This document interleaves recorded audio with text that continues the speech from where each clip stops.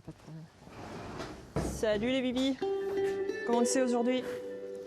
Mélanie est depuis 15 ans à la tête d'un troupeau d'une quarantaine de chèvres angora, des animaux qu'elle élève uniquement pour leur toison.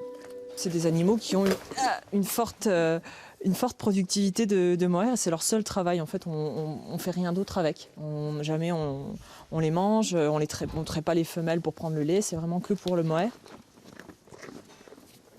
Cette activité, Mélanie l'exerce seule au sein du GAEC familial dans lequel elle est associée.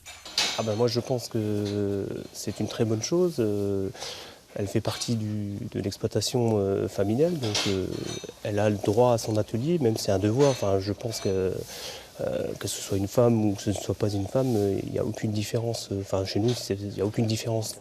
Pourtant, lorsqu'on est une femme, s'installer dans le monde agricole n'est pas toujours chose aisée. Allez, Lout, viens.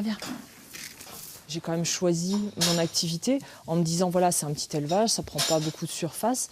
Parce que, je n'aurais pas eu la possibilité, la capacité, en tant que femme non issue du milieu agricole, à trouver une surface suffisante pour pouvoir m'installer. Et j'ai pu le faire. Effectivement, les chèvres sont là. J'ai eu mes premières chèvres en 2004, mais c'était un élevage amateur et la commercialisation était sous le statut de l'auto-entrepreneur. Souvent, la femme en agriculture, par le passé, et c'est encore une situation qui peut perdurer aujourd'hui, elles sont un peu invisibilisées, c'est-à-dire que c'est simplement souvent des conjointes d'exploitants agricoles qui soit ont un travail à l'extérieur, soit simplement femmes au foyer. Elles ont un travail énorme au sein de l'exploitation, par exemple souvent dans les exploitations laitières, faire la traite 2 fois par jour, mais c'est très peu reconnu. Militante de la Confédération paysanne, Mélanie a donc choisi aujourd'hui de s'engager pour défendre la cause des femmes, car cette mère de 2 enfants est désormais très fière d'avoir pu créer sa propre activité. C'est une manière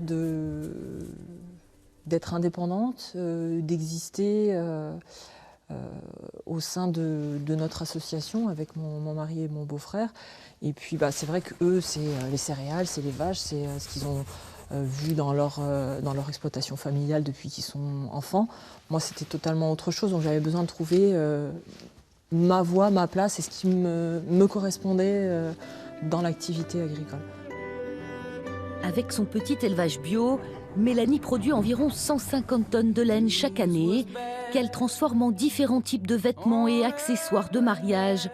Des articles qu'elle vend localement dans les foires et salons, mais aussi sur Internet.